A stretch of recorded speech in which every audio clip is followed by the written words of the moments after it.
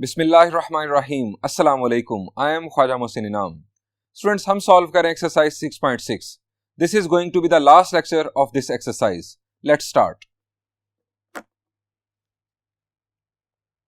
Students, this is problem number 10। Statement is find three consecutive numbers in geometric progression whose sum is 26 and their product is 216। आसान अल्फाज में हमें ऐसे तीन numbers मालूम करने हैं, तीन कंसेक्टिव नंबर्स जो ज्योमेट्रिक प्रोग्रेशन में हो, उनका सम 26 होना चाहिए और उनका प्रोडक्ट 216 होना चाहिए। स्टूडेंट्स, हमें तीन कंसेक्टिव नंबर्स ज्योमेट्रिक प्रोग्रेशन के लेट करने हैं। आप जरा सोचें कि हम क्या लेट कर सकते हैं। शाबाश। जिस तरह हमने लास्ट लेक्चर में देखा, डिफरेंट प्रॉब्लम्स थे, उसमें हमें चार टर्म्स गिवन थी ज्योमेट्रिक प्रोग्रेशन की। तो आपको याद है वो क्या थी? जी, वो थी ए, बी, सी और डी।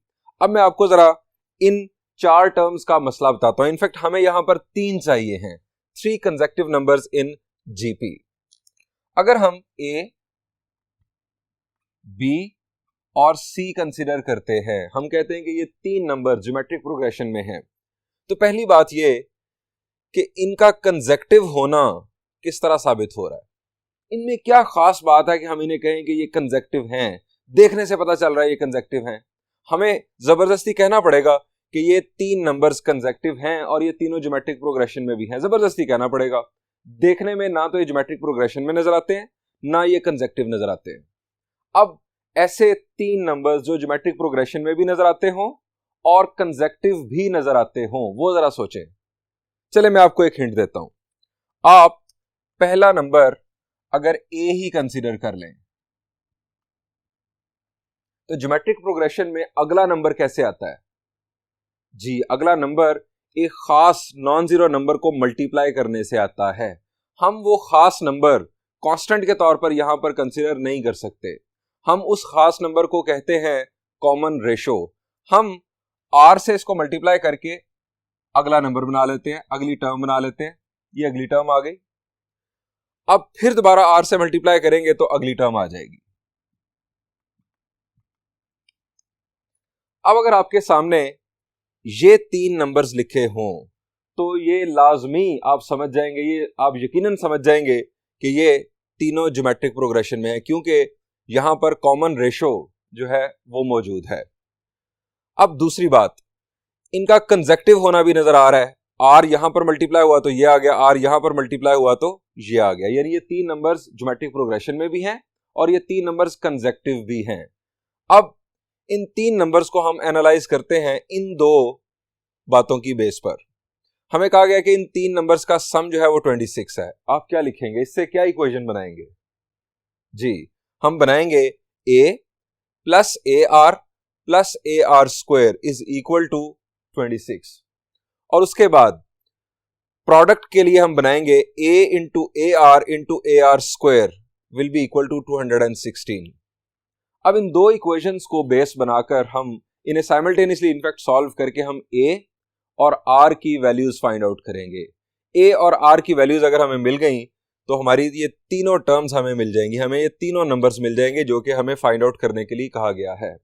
स्टूडेंट्स, एक और आपको आइडिया देता हूं, एक और ट्रिक मौजूद है और उसकी वजह से ये प्रॉब्लम ज्यादा सिंपल हो जाएगा।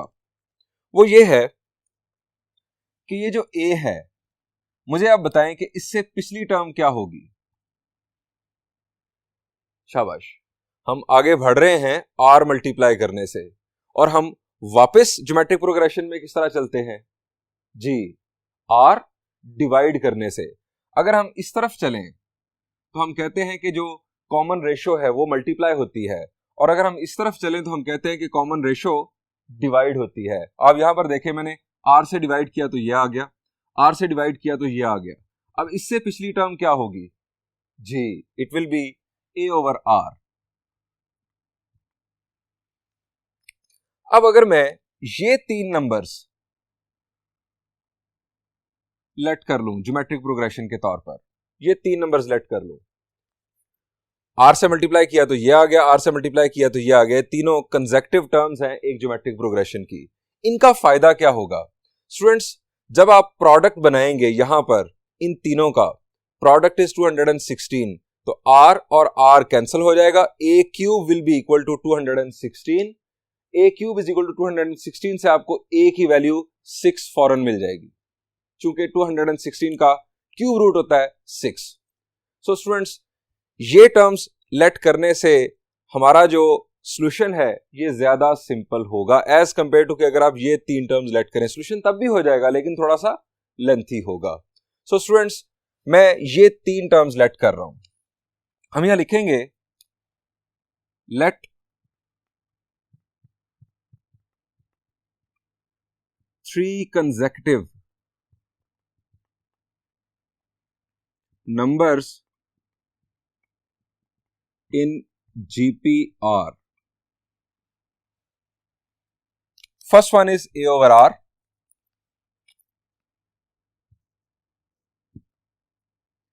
Second one is A and third is AR. अब हमारी दो गिवन कंडीशंस हैं। Bye given conditions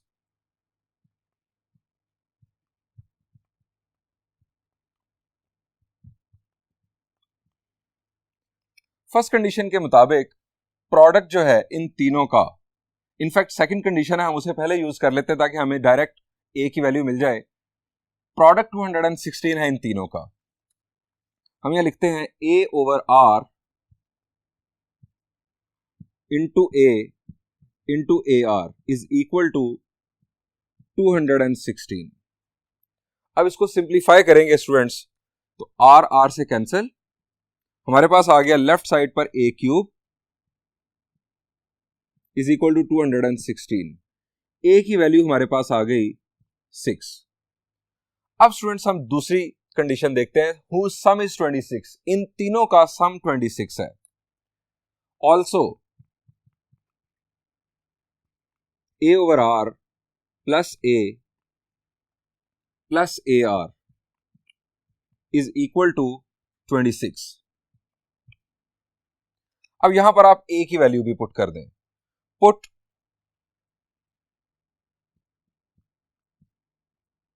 A is equal to 6, इसके अंदर पुट करके हम इसे सिंप्लीफाई कर लेते हैं। इनफैक्ट हम आर की वैल्यू मालूम कर लेते हैं। ए की वैल्यू 6 पुट करते हैं। 6 over R plus 6 R is equal to 26। क्या करें स्टूडेंट्स? जी, आप देख रहे होंगे कि ये 6 दूसरी तरफ जाकर सब्ट्रैक्ट किया जा सकता है, कर दें, ठीक है। बहुत सारे ऑप्शन जहां पर डिफरेंट स्टूडेंट्स ले सकते हैं। 6 over R plus 6 R is equal to 26 minus 6 will be 20। अब क्या करें? हमें इस डिनोमिनेटर से जान छुड़ानी है। हम क्या कर सकते हैं? हम आर से मल्टीप्लाई कर सकते हैं। स्टूडेंट्स, आर चूंकि जीरो नहीं हो सकता, आर कॉमन रेशो है, आर कभी भी जीरो नहीं हो सकता किसी ज्योमेट्रिक प्रोग्रेशन के लिए। सो हम नॉन जीरो नंबर से किसी भी इक्वेशन को मल्टीप्लाई कर सकते हैं। Multiply both sides by R. आपके ज़हन में यह भी आ सकता है कि आप आर को एलसीएम लें लेफ्ट साइड पर और बाद में आप क्रॉस मल्टीप्लिकेशन कर लें, वो भी दुरुस्त है। Multiply R on both sides.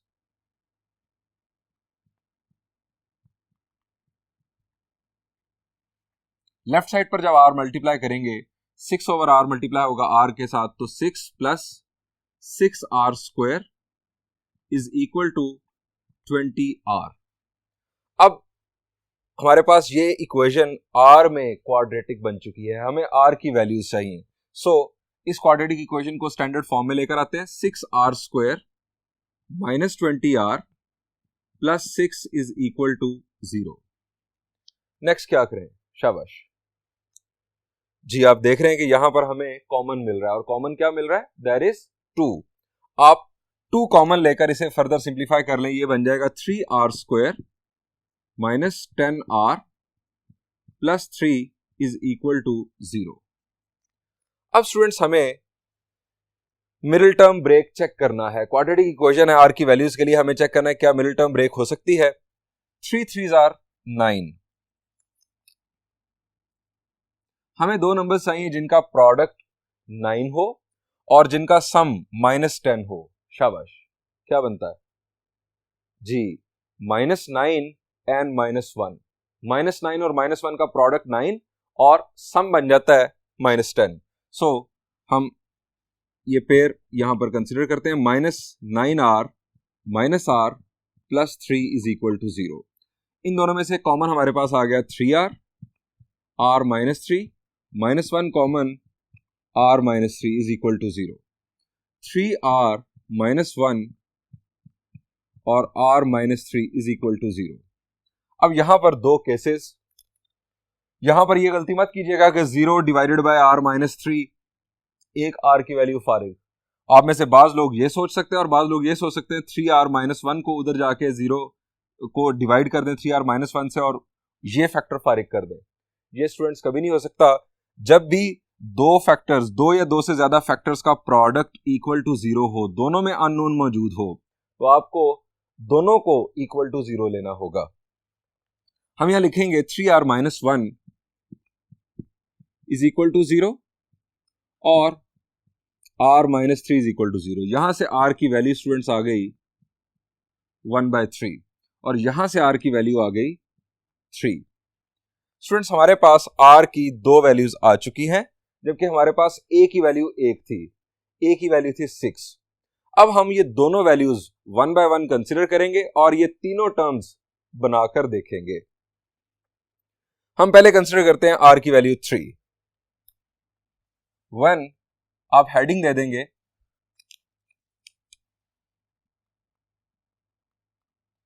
when r = 3। a की वैल्यू आप जानते हैं कि हमारे पास 6 है। फर्स्ट टर्म या फर्स्ट नंबर, चूंकि यहां पर नंबर का वर्ड यूज किया गया, फर्स्ट नंबर था हमारे पास a/r। a की वैल्यू 6, r की वैल्यू 3, फर्स्ट नंबर हमारे पास आ गया स्टूडेंट्स 2। सेकंड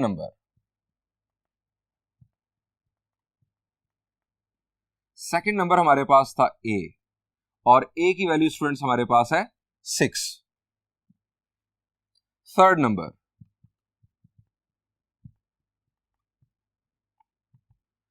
नंबर है ar। a की वैल्यू 6 और r की वैल्यू हमारे पास 3, 6 3s are 18। ये हमारे पास स्टूडेंट्स तीन नंबर्स आ चुके, 2, 6 और 18। इनमें कॉमन रेशो बन रही है 3, 2 3s are 6, 6 3s are 18। Hence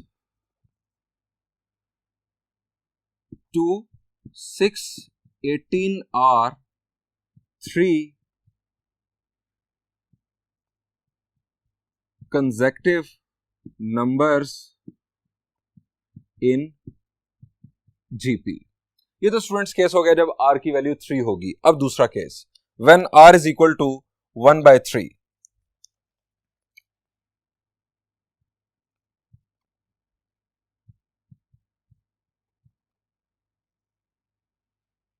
again यही काम, first number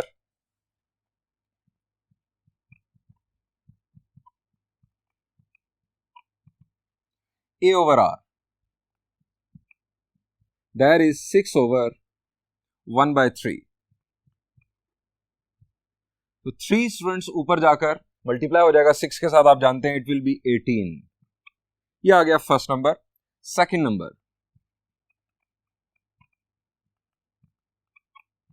second number is a, that is 6।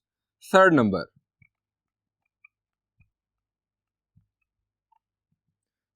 is ar, that is 6 into 1/3, that is 2। Hence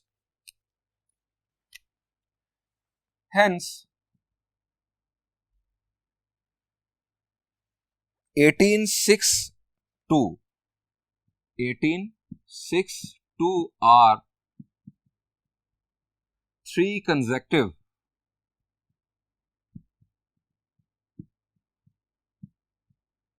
numbers in GP। Students हमने जो पहली तीन टर्म्स मालूम की जो कि ज्योमेट्रिक प्रोग्रेशन में है, वो है 2, 6 और 18, और ये है 18, 6 और 2। आप में से बाज लोग सोचेंगे कि ये तो दोनों एग्जैक्टली सिमिलर हैं। तो स्टूडेंट्स, क्या ये ज्योमेट्रिक प्रोग्रेशन और ये ज्योमेट्रिक प्रोग्रेशन एक जैसा है? The answer is no. यहां पर कॉमन रेशियो है 3, जबकि यहां पर कॉमन रेशियो है 1/3। ये दोनों डिफरेंट हैं। ये भी हमारा आंसर ट्रू है और ये भी हमारा आंसर ट्रू है according to the given condition. आप गिवन कंडीशन के मुताबिक चेक भी कर सकते हैं। इन तीनों का प्रोडक्ट भी आपको 216 मिलेगा और जाहिर बात है कि इनमें सिर्फ सीक्वेंस तब्दील किया गया है तो इनका प्रोडक्ट भी 216 ही होगा। इन तीनों का सम जो है वो भी 26 होगा और इन तीनों का सम भी 26 ही है, चूंकि ये वही नंबर्स हैं। सम जो है वो नंबर्स के अरेंजमेंट से उस पर कोई फर्क नहीं पड़ता। तो स्टूडेंट्स, हम बढ़ते हैं इसी टाइप के एक और प्रॉब्लम की जानिब।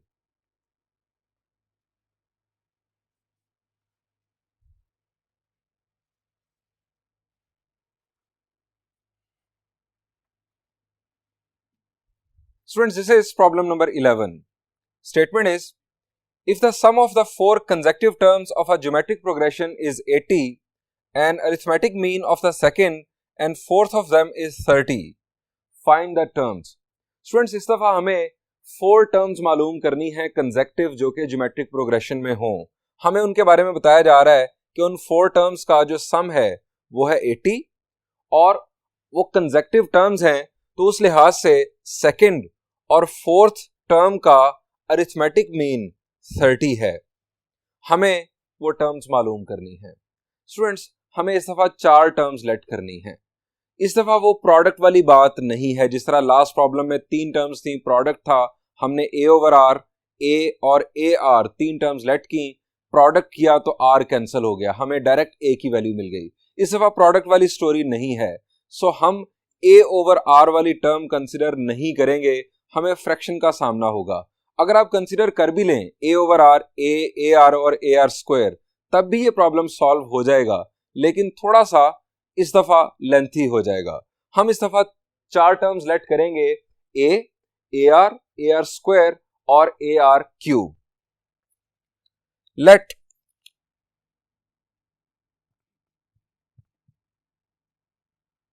फोर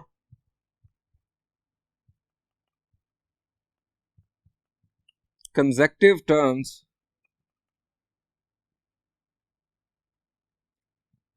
in GPR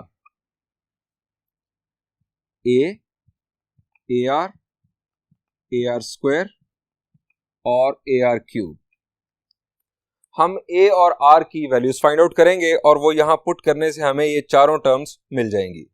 अब स्टूडेंट्स, फर्स्ट कंडीशन ये है कि उन चारों टर्म्स का जो सम है वो है 80। बाय गिवन कंडीशन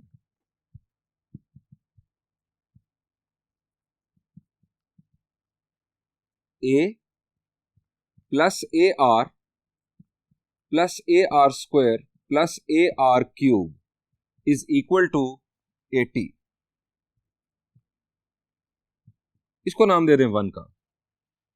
इसका अभी हम कुछ नहीं कर सकते, आप इसको फर्दर सिंप्लीफाई अभी ना करें। आप जस्ट, यानी आपके ज़हन में आ सकता है कि यहां से हम A कॉमन ले लें, तो अभी जरूरत नहीं है। आप सेकंड कंडीशन पर चले जाएं। Also given that arithmetic mean of second and fourth is 30, also given that AM of second and fourth is 30, that is to say, अब हम इसको किस तरह से लिखेंगे?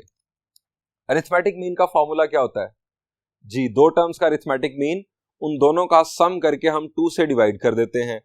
सो यहां पर सेकंड और फोर्थ टर्म कौन सी है जी? शाबाश, ये है सेकंड टर्म और ये है फोर्थ टर्म। सो ये आ जाएगा A R plus A R cube divided by 2 is equal to 30। इसको सिंप्लीफाई अगर हम कर लें तो बेहतर होगा। 2 मल्टीप्लाई हो जाएगा राइट साइड पर और ये बन जाएगा A R plus A R cube is equal to 60।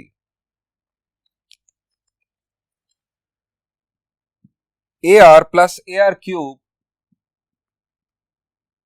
Is equal to 230s R 60। इसको नाम दे दिया इक्वेशन 2 का। स्टूडेंट्स अब हमारे पास हैं दो इक्वेशंस, एक है इक्वेशन 1, इसमें भी दो अननोन्स ए और आर, और एक इक्वेशन 2, इसमें भी दो अननोन्स ए और आर। अब हमें इन दोनों को साइमल्टेनियसली सॉल्व करके ए और आर की वैल्यूज फाइंड आउट करना है। स्टूडेंट्स जरा गौर करें, हम क्या कर सकते हैं। इसके अंदर अगर ये दो टर्म्स अगर आप देखें ए आर और ए आर क्यूब, ये दो टर्म्स जहां पर मौजूद हैं ए आर और ए आर क्यूब, इन दोनों की जगह पर चूंकि दोनों का सम है तो यहां पर भी दोनों का सम हो रहा है, इन दोनों की जगह पर हम 60 लिख सकते हैं। हमें एक और इक्वेशन मिल जाएगी जो कि जरा सिंपल होगी इसकी निस्बत। सो ये काम करते हैं।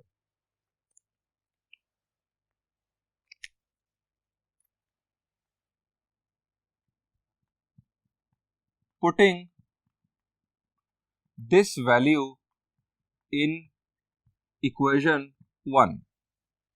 अब इक्वेशन 1 में a plus A R square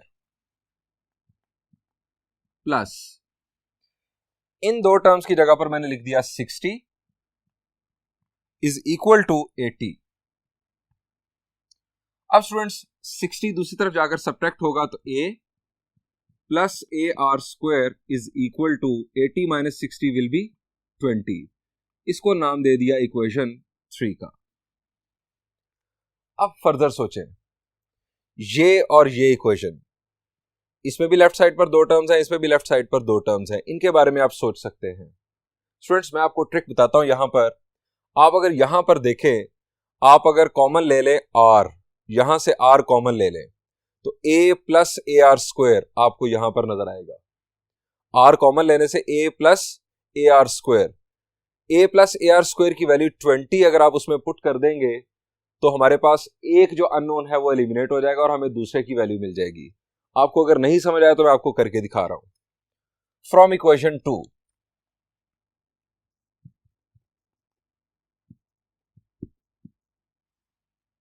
equation 2 में हमने r कॉमन लिया, ऑल्दो आपको नजर आएगा कि हम a भी कॉमन ले सकते हैं लेकिन a कॉमन ना लें। r कॉमन लिया तो ये आ गया a plus A R square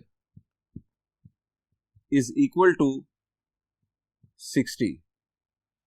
अब a plus A R square की वैल्यू 20 अगर मैं यहां पर पुट कर दूंगा तो r into 20 is equal to 60, a गायब हो जाएगा और r की वैल्यू हमारे पास आ जाएगी। From equation 3 put a plus A R square is equal to 20, ये वैल्यू इसके अंदर पुट की, r into 20 is equal to 60, r is equal to 60 divided by 20, r की वैल्यू स्टूडेंट्स आ गई 3। ये r की वैल्यू 3 आप कहां पर पुट करेंगे कि आपको आसानी से a की वैल्यू मिल जाए। कौन सी इक्वेशन बड़ी सिंपल सी है, शाबाश। एक इक्वेशन हमारे पास ये है 3, एक है 2 और एक थी फर्स्ट इक्वेशन। तो स्टूडेंट्स आपको नजर आ रहा होगा कि हमारे पास इक्वेशन 3 सबसे सिंपल है। सो इक्वेशन 3 में r की वैल्यू पुट कर दें। इस r की वैल्यू को हाईलाइट कर लेते हैं। Put in equation 3,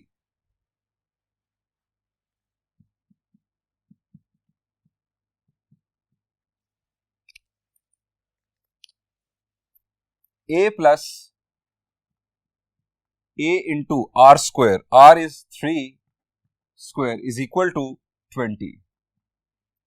9a plus a is 10a is equal to 20। a की वैल्यू स्टूडेंट्स आ गई 20 डिवाइडेड बाय 10 इज 2। ये हमारे पास आ गई a की वैल्यू। स्टूडेंट्स हमारे पास a की वैल्यू आ गई, हमारे पास r की वैल्यू पहले मौजूद थी। हम अपनी कंसेक्टिव टर्म्स जो हमें मालूम करनी थी वो अब लिख सकते हैं। हम ये लिखेंगे consecutive terms are,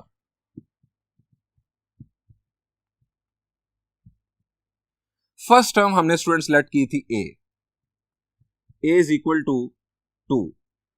second term थी ए आर, आप यहां लिख सकते हैं first term, second term.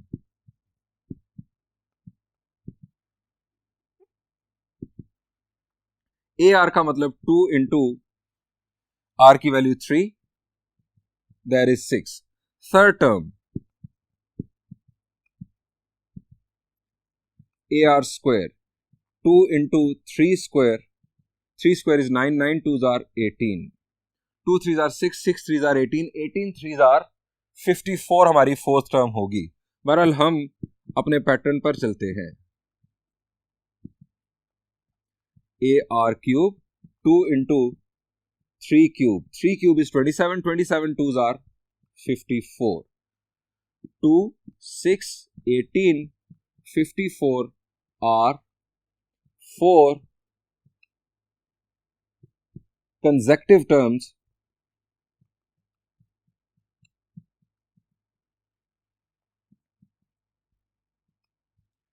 of a GP. ये स्टूडेंट्स हमें रिक्वायर्ड थी. हमें जो गिवन कंडीशंस थी दो, अब उन गिवन कंडीशंस के मुताबिक इन्हें क्रॉस चेक कर सकते हैं. स्टूडेंट्स यहां पर इस प्रॉब्लम का सॉल्यूशन एंड हुआ. बढ़ते हैं एक और प्रॉब्लम की जानिब.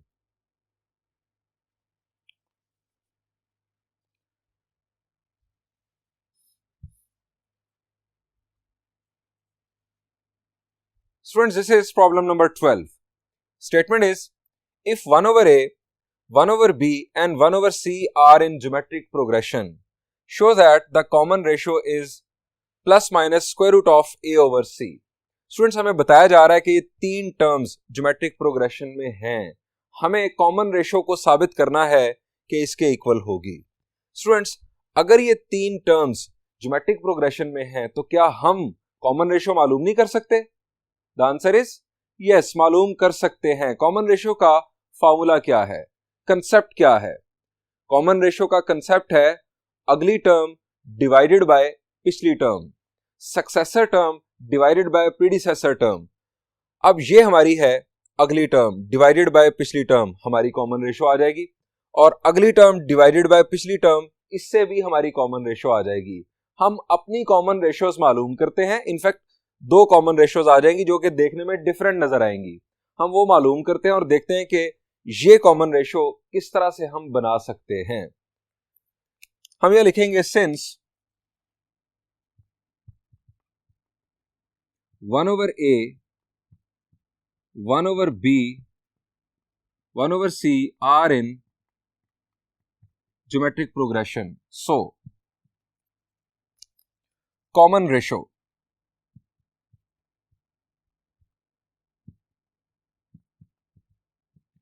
R is equal to, तीन टर्म्स हैं तो हम दो तरह से कॉमन रेशो मालूम कर सकते हैं. एक इन दो टर्म्स की बुनियाद पर और एक इन दो टर्म्स की बुनियाद पर. 1 over c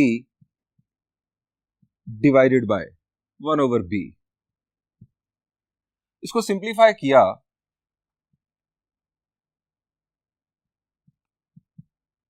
तो 1 over c multiplied by, multiplication sign आ गया तो इसका हो जाएगा रेसिप्रोकल, आप जानते हैं. तो ये स्टूडेंट्स हमारे पास आ गया b over c, यानी r की वैल्यू b over c. इसको नाम दे दे 1 का. ये वैल्यू नहीं आई. अब आप दूसरी कॉमन रेशो मालूम करें इन दो टर्म्स की बुनियाद पर.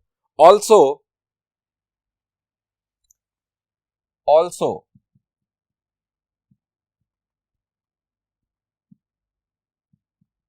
Common ratio R 1 over b divided by 1 over a. अब स्टूडेंट्स अगेन वही प्रोसीजर, मल्टीप्लिकेशन साइन में कन्वर्ट कर दें डिवीजन को, तो ये हमारे पास कॉमन रेशो आ गई a over b. इसको नाम दे दिया 2 का. स्टूडेंट्स एक वैल्यू हमारे पास a over b है, एक वैल्यू हमारे पास b over c है. ये दोनों बराबर होंगी चूंकि ये एक ज्योमेट्रिक प्रोग्रेशन है और देखने में ये वैल्यूज डिफरेंट नजर आ रही, लेकिन हैं ये दोनों बराबर. आप लिख सकते हैं b over c is equal to a over b. अब स्टूडेंट्स देखें हमें साबित क्या करना है, हमें कॉमन रेशो को इसके इक्वल साबित करना है. अब यहां से हमें हिंट मिल रहा है. हिंट कैसे मिल रहा है? हमें यहां पर नजर आ रहा है प्लस माइनस और उसके बाद स्क्वायर रूट नजर आ रहा है. इसका मतलब यह है कि कोई वैल्यू थी जिसका स्क्वायर रूट लिया गया है, स्क्वायर रूट लेने से प्लस माइनस आया है। अब ये है इनफैक्ट कॉमन रेशो, यानी r इज इक्वल टू, ये r इज इक्वल टू हमारे पास मौजूद है, ये value r is equal to, left side पर r स्क्वायर मौजूद होगा जिसका स्क्वायर रूट लिया गया होगा, तो राइट साइड पर प्लस माइनस आ गया। अब अगर लेफ्ट साइड पर r स्क्वायर होगा तो आप देखें हमारे पास एक r की वैल्यू ये है, एक r की वैल्यू ये है। अगर हम इन दोनों r की वैल्यूज को मल्टीप्लाई कर दें, एक है a ओवर b, ये मेरा rough area a over b, और दूसरी है b ओवर c। अगर हम इन दोनों को मल्टीप्लाई कर देंगे, लेफ्ट साइड पर हमारे पास आ जाएगा r स्क्वायर, b और b कैंसिल हो जाएगा, a ओवर c हमें मिल चुका होगा जो कि रिक्वायर्ड है। स्क्वायर रूट लेने से हमें plus minus square root of a over c मिल जाएगा। ये हमारा रफ पैच। हम यहां लिखते हैं multiplying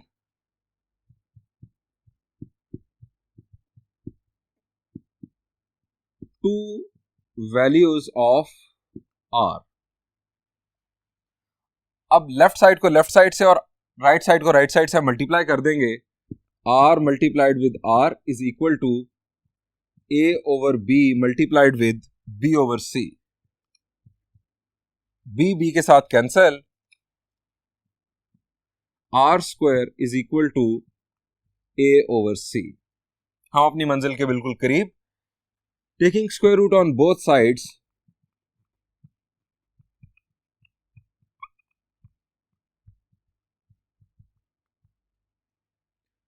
r is equal to plus minus square root of a over c। ये स्टूडेंट्स हमें शो करना था, जो कि हम कर चुके।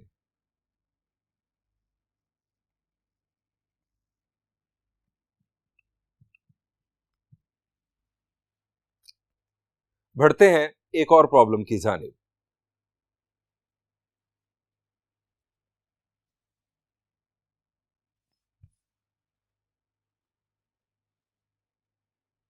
Students, this is problem number 14, the last problem of exercise 6.6। इसको सीखने के बाद आप प्रॉब्लम नंबर 13 और example number 3 before exercise 6.6 solve करने के काबिल होंगे। आइए डिस्कस करते हैं problem number 14। Statement is, if three consecutive numbers in arithmetic progression are increased by 1, 4, 15 respectively, the resulting numbers are in geometric progression. Find the original numbers if their sum is 6. आसान अल्फाज में हमें कहा जा रहा है कि अगर तीन कंसेक्टिव नंबर्स अरिथमेटिक प्रोग्रेशन में हों और उन्हें इंक्रीज किया जाए बाय 1, 4 एंड 15। इंक्रीज करने से मुराद ये है कि जो फर्स्ट नंबर है उसमें 1 ऐड किया जाए, जो सेकंड नंबर है उसमें 4 ऐड किया जाए, और जो थर्ड नंबर है उसमें 15 ऐड किया जाए। तो वो जो अरिथमेटिक प्रोग्रेशन में तीन नंबर्स थे वो ज्योमेट्रिक प्रोग्रेशन में कन्वर्ट हो जाते हैं, यानी वो तीन नंबर्स ज्योमेट्रिक प्रोग्रेशन में आ जाते हैं। हमें उन ओरिजिनल नंबर्स के बारे में मालूम करना है जो अरिथमेटिक प्रोग्रेशन में है। हमें बताया जा रहा है कि उन ओरिजिनल नंबर्स का सम जो है वो 6 भी है। अब हमें दो बातें बताई गई हैं, एक तो कि वो जो ओरिजिनल नंबर्स हैं वो अरिथमेटिक प्रोग्रेशन में है, उनका सम 6 है, और दूसरी बात, अगर पहले नंबर में 1, दूसरे नंबर में 4 और तीसरे नंबर में 15 ऐड किया जाए तो जो रिजल्टिंग तीन नंबर्स बनते हैं वो ज्योमेट्रिक प्रोग्रेशन में आ जाते हैं। इन दो बातों को बेस बनाकर हमें उन तीन नंबर्स के बारे में मालूम करना है। स्टूडेंट्स, हमें तीन नंबर्स लेट करने हैं जो कि अरिथमेटिक प्रोग्रेशन में हो। आप जरा रिकॉल करें कि अरिथमेटिक प्रोग्रेशन की तीन टर्म्स हम क्या लेट करते हैं कि हमें सिंप्लीफिकेशन में आसानी होती है। रिकॉल करें, शाबाश। हम पहले अरिथमेटिक प्रोग्रेशन में ये डिस्कशन कर चुके हैं, शाबाश। हमें यहां पर बताया जा रहा है कि उन तीन नंबर्स का जो सम है वो 6 है। जिस सवाल में हमें तीन टर्म्स का सम बनाना हो, अरिथमेटिक प्रोग्रेशन की तीन टर्म्स का सम बनाना हो, इनफैक्ट हमें गिवन हो, तो हम तीन टर्म्स लेट क्या करते हैं? शाबाश। चलें हम पूरी स्टोरी रिकॉल कर लेते हैं। आप मुझे बताएं कि अगर एक टर्म हो a, अरिथमेटिक प्रोग्रेशन की अगर एक टर्म हो a, तो नेक्स्ट टर्म कैसे आएगी? अरिथमेटिक प्रोग्रेशन कैसे आगे बढ़ता है? The answer is common difference add करने से आगे बढ़ता है। अगर हम कहते हैं कॉमन डिफरेंस d है तो a में d ऐड करने से हम नेक्स्ट टर्म पर चले जाएंगे। इस टर्म में d ऐड करने से हम अगली टर्म पर चले जाएंगे, ये बन जाएगा a प्लस 2d। ये स्टूडेंट्स तीन टर्म्स अरिथमेटिक प्रोग्रेशन में है, ये कंसेक्टिव भी हैं। आप a प्लस 2d और a प्लस d का डिफरेंस मालूम करेंगे तो d आएगा, a plus d minus a करेंगे तब भी d आएगा। ये तीन टर्म्स अरिथमेटिक प्रोग्रेशन में हैं। लेकिन अगर आप इन तीनों का सम करेंगे तो कोई कैंसिलेशन नहीं होगी, हमें ना a की वैल्यू मिलेगी ना d की वैल्यू मिलेगी। हमारा जो सॉल्यूशन है वो थोड़ा लेंथी हो जाएगा। अब स्टूडेंट्स इससे पिछली टर्म क्या होगी, हम इस तरफ चलते हैं अरिथमेटिक प्रोग्रेशन में कॉमन डिफरेंस ऐड करने से, इस तरफ चलते हैं हम। अगर बैकवर्ड चले तो हम कॉमन डिफरेंस सब्ट्रैक्ट करने से चलते हैं। सो आप यहां पर देखें a प्लस 2d में से a प्लस 2d में से d सब्ट्रैक्ट किया तो यहां पर आ गए, इसमें से d सब्ट्रैक्ट किया तो यहां पर आ गए, इसमें d सब्ट्रैक्ट करेंगे तो आप पिछली टर्म पर आ जाएंगे। स्टूडेंट्स अब हमारे पास बन चुकी हैं चार टर्म्स, हमें तीन कंसेक्टिव टर्म्स चाहिए। आप ये तीन कंसेक्टिव टर्म्स अगर लेट कर लेंगे तो जब हम इन तीनों का सम बनाएंगे, ये तीनों का सम, तो माइनस डी प्लस डी के साथ कैंसिल होगा, हमें डायरेक्ट ए की वैल्यू मिल जाएगी। ये ए की वैल्यू हमें बड़ी मददगार साबित होगी डी की वैल्यू मालूम करने के लिए। ए और डी की वैल्यूज मिलने के बाद हम इन तीन टर्म्स को फौरन बनाने के काबिल होंगे। सो स्टार्ट करते हैं अपना solution. Late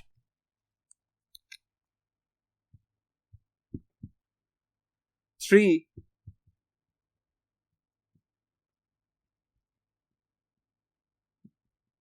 consecutive terms in AP are, एक है a माइनस डी, दूसरी a और तीसरी a प्लस डी। हमें बताया गया है उनका सम, हम पहले सम की बात कर लेते हैं। Their sum is a minus d plus a plus d is equal to 6। अब students minus D plus D के साथ cancel, 3a is equal to 6, a की वैल्यू हमारे पास आ गई 2। अब स्टूडेंट्स हमें d की वैल्यू मालूम करनी है। अब दूसरी कंडीशन पर चलते हैं। हमें कहा गया है कि अगर इन तीन टर्म्स को इंक्रीज किया जाए 1, 4, 15 रिस्पेक्टिवली, यानी फर्स्ट टर्म में 1 ऐड किया जाए, दूसरी टर्म में 4 और तीसरी टर्म में 15, तो जो नई तीन टर्म्स होंगी वो ज्योमेट्रिक प्रोग्रेशन में होंगी, ये हमें बताया जा रहा है। सो हम ये तीन नंबर्स इन तीनों में रिस्पेक्टिवली ऐड करते हैं। Also by given condition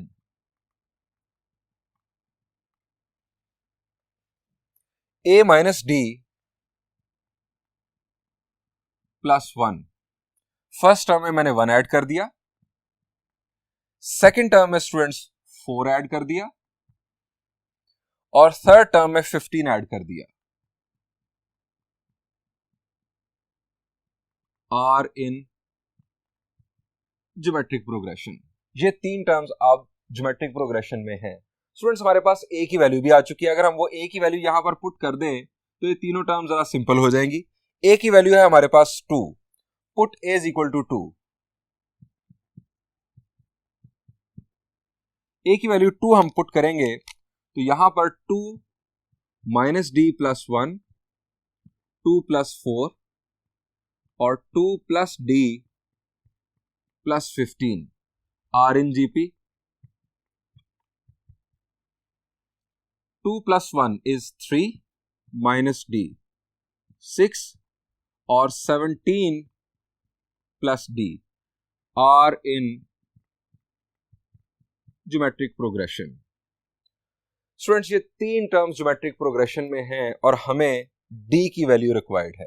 students अगर ये तीन टर्म्स ज्योमेट्रिक प्रोग्रेशन में हैं तो इनमें क्या खास बात होगी? ज्योमेट्रिक प्रोग्रेशन की खास बात क्या होती है? शाबाश, सेम नंबर मल्टीप्लाई करने से हम आगे बढ़ते हैं, हम उस नंबर को कॉमन रेशियो कहते हैं। स्टूडेंट्स हम ये भी कह सकते हैं कि 17 प्लस डी डिवाइडेड बाय 6, ये 17 प्लस डी और 6 में जो रेशो होगी वही रेशो 6 और 3 माइनस डी में होगी।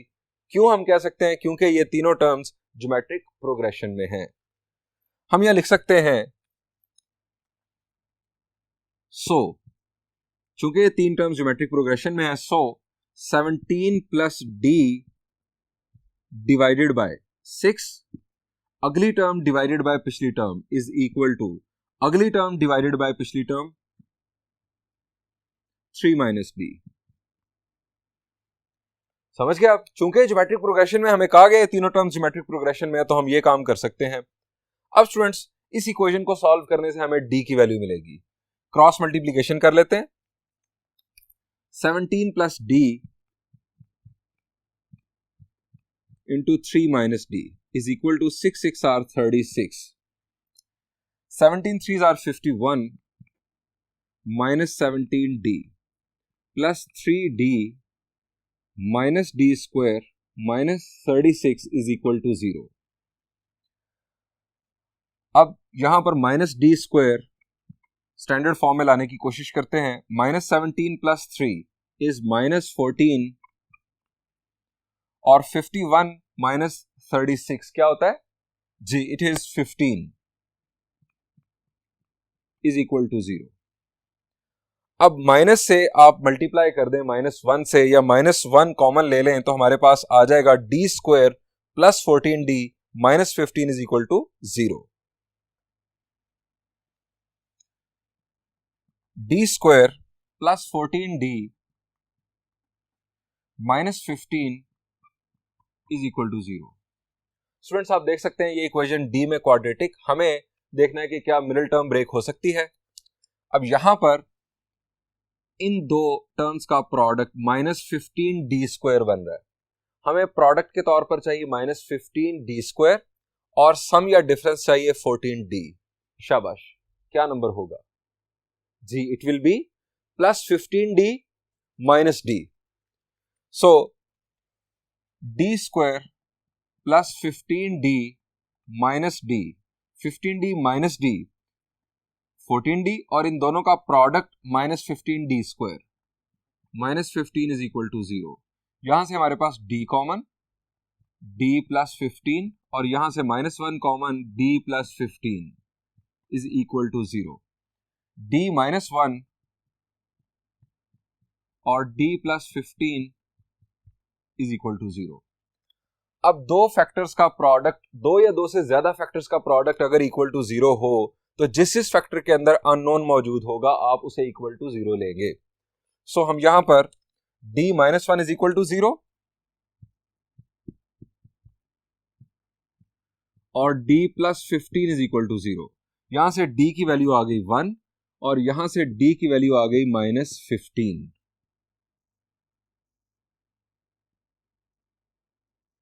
स्टूडेंट्स हमारे पास दो d की वैल्यूज आ गई। हमारे पास a की वैल्यू a की थी और a की वैल्यू थी हमारे पास 2। अब उस वैल्यू को इन दोनों वैल्यूज के साथ बारी बारी कंसीडर करते हुए हम तीनों टर्म्स लिख लेते हैं। हम यहां पहले लिखेंगे फर्स्ट केस, हम हेडिंग दे लेंगे when d is equal to 1। a की वैल्यू हमारे पास थी 2।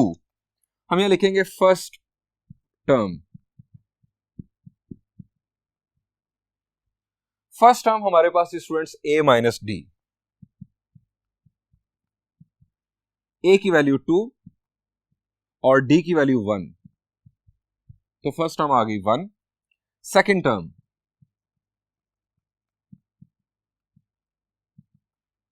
सेकेंड टर्म थी हमारे पास a और a की वैल्यू डायरेक्ट 2, यह आ गई हमारे पास सेकेंड टर्म। थर्ड टर्म,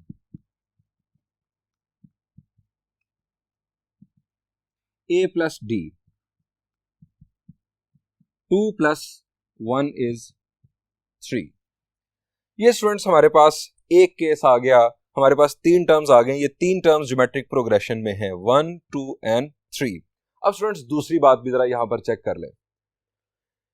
हमें कहा गया था कि अगर फर्स्ट टर्म में 1, सेकंड टर्म में 4 और थर्ड टर्म में 15 ऐड किया जाए तो जो रिजल्टिंग टर्म्स होंगी वो ज्योमेट्रिक प्रोग्रेशन में होंगी। 1 में आप 1 ऐड करें तो बनता है 2, 2 में आप ऐड करें 4 तो ये बनता है 6, और 3 में आप 15 ऐड करें तो बनता है 18। 2, 6 और 18 क्या ज्योमेट्रिक प्रोग्रेशन में है? 2 3s are 6, 6 3s are 18। ये हमने क्रॉस चेक कर लिया, हमारी वो जो बात थी वो बिल्कुल दुरुस्त निकल रही है। और इन तीनों का सम 6 भी बन रहा है। 2 + 1 3, 3 + 3 is 6। जो दो गिवन कंडीशन थी उनके मुताबिक ये तीनों टर्म्स बिल्कुल दुरुस्त हैं। अब हम बढ़ते हैं d की वैल्यू -15 की जानिब। When d is equal to -15, again first term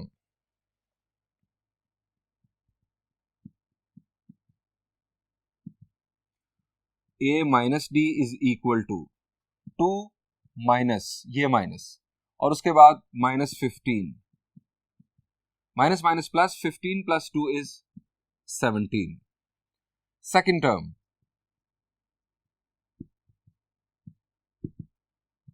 a, that is 2, and third term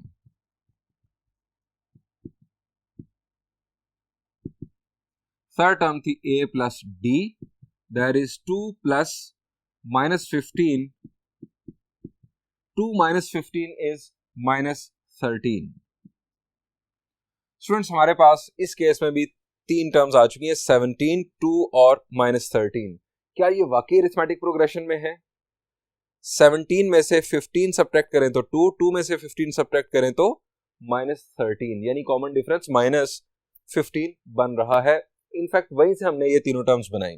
और आप दूसरा चेक भी कर सकते हैं, आप फर्स्ट टर्म में 1 ऐड करें तो हमारे पास बनता है 18, 4 ऐड करें सेकंड टर्म में तो हमारे पास बनता है 6, और 15 आप इस टर्म में ऐड करें तो हमारे पास बनता है 2। 18, 6 और 2 क्या ज्योमेट्रिक प्रोग्रेशन में है? इसको 3 से डिवाइड करें तो 6, 3 से डिवाइड करें तो 2, या आप ये कह लें कि इसे 1/3 से मल्टीप्लाई करें तो 6, इसे 1/3 से मल्टीप्लाई करें तो 2, यानी 1/3 इसकी कॉमन रेशो बन रही है, ज्योमेट्रिक प्रोग्रेशन भी बन रहा है। हम कंक्लूड करते हैं अपना आंसर। हेंस